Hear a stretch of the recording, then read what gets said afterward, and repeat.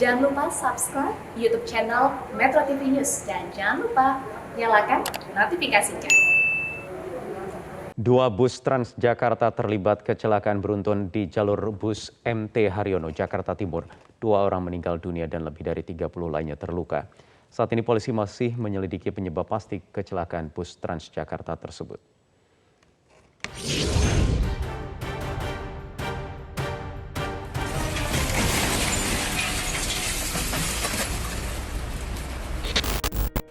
Kecelakaan maut antar bus Transjakarta terjadi di jalur bus MT Haryono, Jakarta Timur, Senin pagi tadi. Satu bus yang tengah berhenti di halte tiba-tiba ditabrak dari arah belakang oleh bus Transjakarta lainnya sehingga mengalami kerusakan parah. Kejadian apa? Jadi kejadiannya jam 8:30. Kemudian ada busway melintas, dua-duanya dalam kondisi berhenti di halte. Yang satu mungkin berhenti berjalan, begitu ini langsung menabrak kenceng dengan suara seperti bom meledak. Suara kenceng tadi, Pak? Ya, kenceng. Akibat tabrakan ini 2 orang meninggal dunia. 1 orang adalah penumpang, sementara 1 orang lainnya adalah sopir bus. Sebelumnya, sopir bus sempat terjepit dan berhasil dievakuasi petugas pemadam kebakaran. Namun, korban akhirnya meninggal dunia. Saat kecelakaan, bus ini dalam keadaan syarat penumpang. 37 penumpang kedua bus itu mengalami luka dan langsung dievakuasi ke gedung perkantoran terdekat untuk mendapat penanganan medis. Sementara beberapa di antaranya terpaksa dilarikan ke rumah sakit. Polisi saat ini masih menyelidiki penyebab kecelakaan.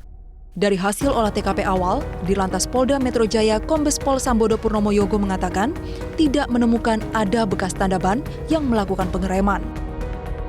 Kita masih selidiki, tetapi memang kalau kita lihat tidak ada upaya pengereman dari kendaraan belakang yang menabrak kendaraan di depannya.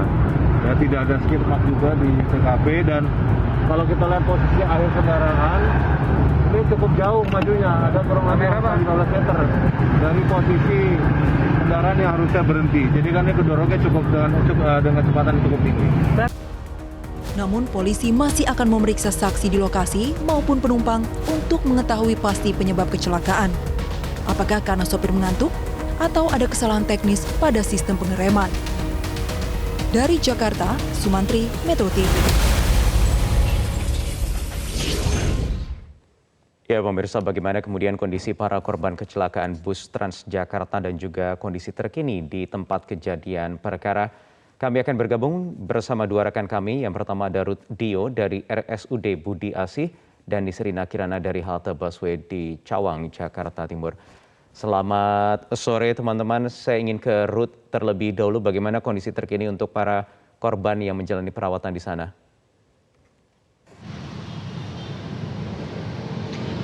Iya, selamat sore Wahyu dan juga pemirsa. Di Rumah Sakit Umum Daerah Budi Asih, Jakarta Timur ini setidaknya ada 15 korban ataupun penumpang dari bus Transjakarta yang pada pagi tadi sekitar pukul 8.45 waktu Indonesia Barat mengalami kecelakaan. 15 orang diantaranya ini adalah 2 orang pasien mengalami luka berat dengan rincian yaitu 1 orang mengalami patah tulang terbuka di bagian kiri tangan kanan lengan atasnya dan 1 orang lainnya mengalami patah tulang tertutup di bagian kaki sebelah kirinya. Sementara itu 11 orang diantaranya ini masih menjalani masa observasi ataupun pemulihan yang masih dirawat di ruang instalasi darurat Rumah Sakit Budi Asih Jakarta Timur. Dan untuk status daripada 2 orang yang mengalami luka berat ini masih menjalani masa operasi dan nantinya pemulihan setidaknya akan menjalani masa rawat jalan selama kurang lebih 1 bulan. Untuk 15 orang ini mayoritas adalah laki-laki dengan rentang usia sekitar 30 sampai dengan 50 tahun dan 1 orang diantaranya ini sudah diperbolehkan oleh dokter jaga IGD untuk pulang karena memang kondisi lukanya hanya mengalami luka cedera otot di tangan sebelah kiri. Sampai dengan hari ini memang proses pemeriksaan yang dilakukan oleh pasien ini masih terus dilakukan. Wahyu. Baik, Ruth Diotan. Sementara saya ingin lanjut ke Nisrina Kirana untuk mengetahui kondisi terkini di lokasi di lokasi kejadian, namun usai jeda berikut ini kita akan kembali lagi di Prime Time News. Baik, kembali di Prime Time News. Saya ingin bergabung lagi ke teman-teman Ruth Dio dan juga Nesrina Kirana. Saya ada satu pertanyaan lagi untuk Ruth sebenarnya. Apakah kemudian sudah ada pasien atau korban yang bisa dipulangkan dari rumah sakit setelah menjalani perawatan sejak pagi tadi?